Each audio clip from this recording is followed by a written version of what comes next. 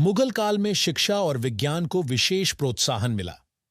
अकबर और जहांगीर के शासनकाल में विभिन्न मदरसों और शिक्षण संस्थानों की स्थापना हुई। विज्ञान और गणित के क्षेत्र में भी महत्वपूर्ण योगदान दिया गया, जिससे न केवल साम्राज्य में ज्ञान का प्रसार हुआ, बल्कि वैश्विक स्तर पर भी इसकी पहचान बनी। मुगल बाग अपने अद्वितीय डिजाइन और वास्तुकला के लिए प्रसिद्ध थे। इनमें चार बाग शैली का उपयोग होता था, जिसमें बाग को चार भागों में विभाजित किया जाता था। इन बागों में फव्वारे, जलाशय और फूलों की क्यारियां होती थीं, जो मनोहारी दृश्य प्रस्तुत करती थीं। मुगल साम्राज्य की संचार प्रणाली बेहद कुशल थी। संदेशवाहकों और घुड़सवारों का उपयोग संदेशों को जल्दी पहुंचाने के लिए होता था। डाक चौकियां और कारवां सराइयों का नेटवर्क था, जिससे व्यापार और प्रशासनिक गतिविधियां सुचारू रूप से चलती थीं। इस प्रणाली ने साम्राज्य को संगठित बनाए रखा। मुगल साम्राज्य की मुद्रा सोने, चांदी और तांबे की होती थी। सबसे प्रमुख मुद्रा थी रुपया, जिसे शेर शाह सूरी ने प्रारंभ किया था। मुगल सिक्कों पर शासकों के नाम और धार्मिक संदेश खुदे होते थे। इन मुद्राओं ने व्यापार और आर्थिक स्थिरता में महत्वपूर्ण भूमिका निभाई। मुगल शासक धार्मिक सहिष्णुता के लिए जाने जाते थे। अकबर ने सुलह-ए-कुल नीति अपनाई, जिसका अर्थ था सभी धर्मों के प्रति समान सम्मान। उन्होंने विभिन्न धार्मिक समुदायों को अपने दरबार में स्थान दिया और उनके त्योहारों में भाग लिया।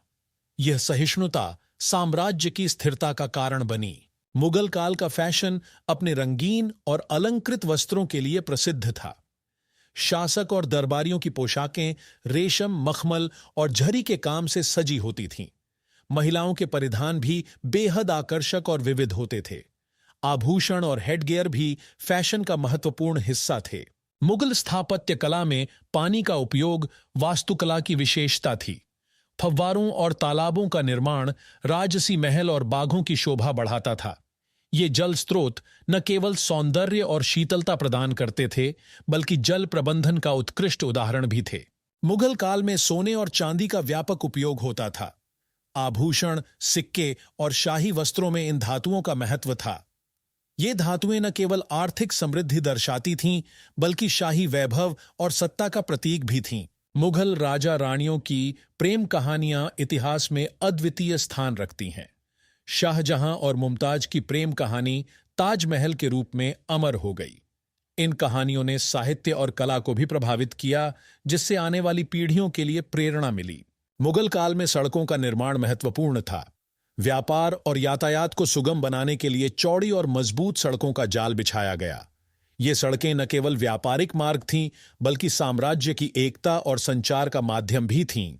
मुगल काल में नौका यात्रा का विशेष महत्व था। नदियों और झीलों पर शाही नौकाएं चलती थीं, जो जल मार्ग से व्यापार और परिवहन को सरल बनाती थीं।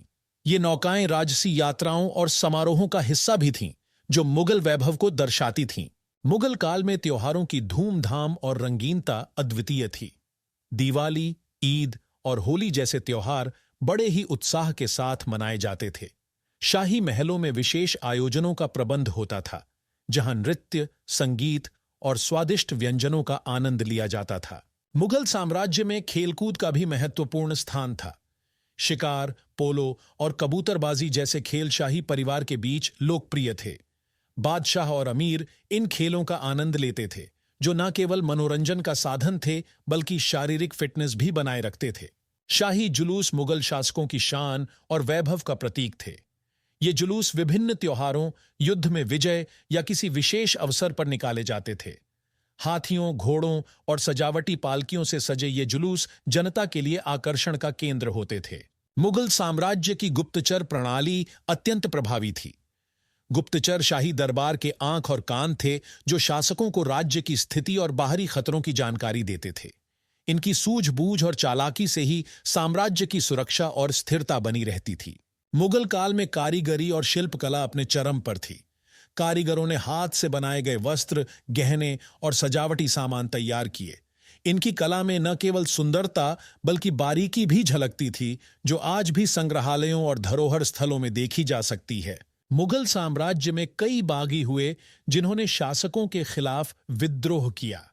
इन बागियों की कहानियां साहस और संघर्ष की मिसाल हैं। कभी कभी ये विद्रोह सत्ता की लालसा से प्रेरित होते थे, तो कभी अन्याय के खिलाफ। इन बागियों ने मुगल प्रशासन को चुनौती दी और इतिहास में अपनी छाप छोड़ी। मुगल काल के सिक्के अपनी विशिष्टता और कला के लिए प्रसिद्ध थे। इन सिक्कों पर शासकों के नाम और उनकी उपलब्धियों की छाप होती थी। सोने, चांदी और तांबे के सिक्कों का प्रचलन था। ये सिक्के न केवल आर्थिक लेन देन में उपयोग होते थे, बल्कि सत्ता की पहचान भी थे। मुगल काल में धार्मिक स्थलों का निर्माण बड़े पैमाने पर हुआ।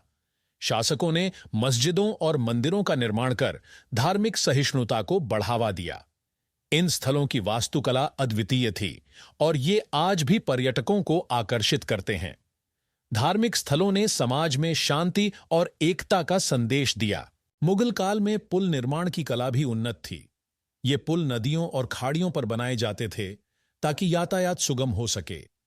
सुदृढ़ और सुंदर ये पुल व्यापार और सैन्य अभियानों के लिए महत्वपूर्ण थे।